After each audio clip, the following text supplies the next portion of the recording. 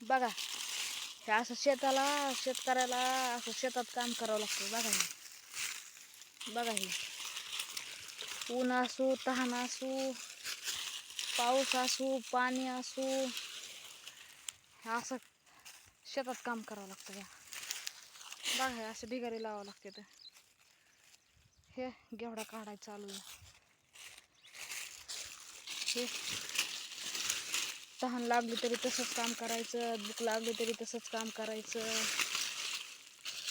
हे आणि असं काढायचं, मळायचं, गोळा करायचं आणि पुन्हा भावाला सरकाराच्या हातात जायचं. भाऊ द्या म्हणायला सरकाराच्या हातात जायचं. 10,000 असला की घेवडे काय आले की करतात 5,000. तेलाचा डबा करते 2,000ला, 3,000ला, 2,500ला. मग शेतकऱ्याचा 50 किलोचा क्विंटल करीत नाही तर करायचं शेतकऱ्याचा 50 किलोचा क्विंटल.